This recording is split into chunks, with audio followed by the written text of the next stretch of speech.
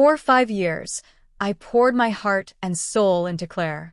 What we had wasn't extravagant, but it was genuine.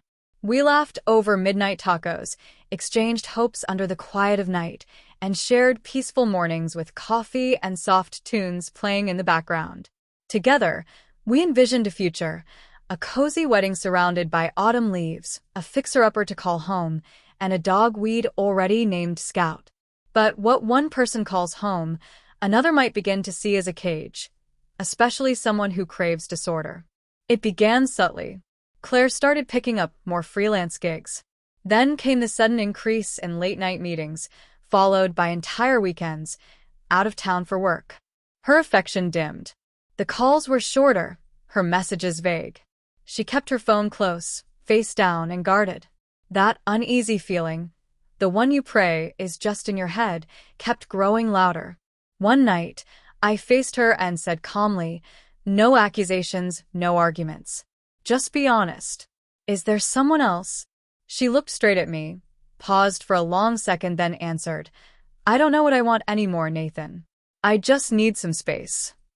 I didn't plead. I didn't yell. I didn't demand reasons. I stood up, grabbed my jacket, and walked out, taking only what I could carry: some clothes, my laptop, and my wallet. I ended up crashing with a friend a few towns away, my heart racing from how abruptly it all fell apart. When people asked, I'd say I just needed a change. But the truth was, I was quietly falling apart. The nights were the hardest. I didn't exactly miss her. I mourned the version of Claire who had once cherished the life we planned. I went no contact. No scrolling her socials. No asking mutual friends for updates. No just checking in texts.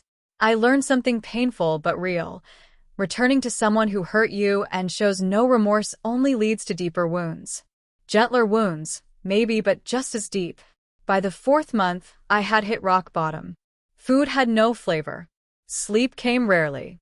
I drowned myself in projects, workouts, and pretending I was okay. But around month 6, something shifted.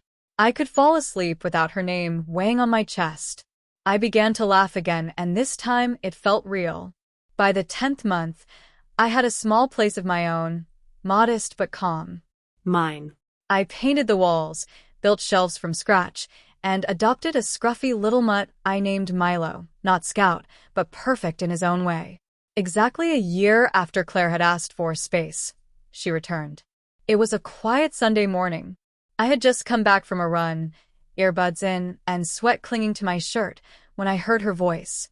"Nathan." There she stood, so familiar, yet worn.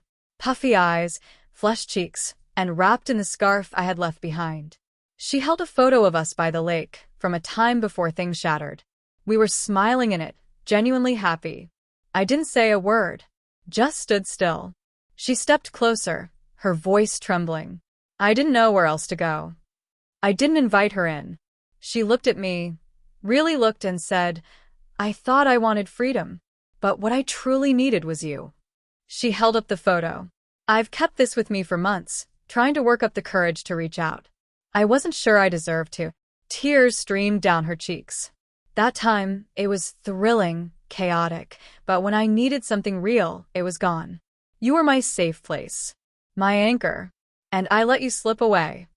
For a fleeting moment, the memories crashed back, the love, the heartbreak, the years of shared dreams. But I had spent an entire year quietly rebuilding what was broken inside me. I wasn't about to hand that over. She reached out to touch me, and I took a step back. "You left," I said quietly. "And I didn't stop you. Not because I didn't love you, but because you stopped loving me." Her tears came faster. "I know I destroyed us. I kept hoping you'd come back." I met her gaze and said, "I didn't come back because I finally learned to love myself more than the fantasy of us." She nodded, lips quivering. "You were my home," she whispered, "and now I feel lost." "Maybe someday," I replied, "you'll find a new place to call home, and treat it better than you did this one." She stood there for a moment, eyes locked on mine. Then, without another word, she turned and walked away. No hug, no goodbye. Just silence, just like I had done a year before.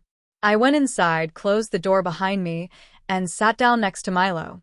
My chest ached, not from longing, but from the weight I had finally set down.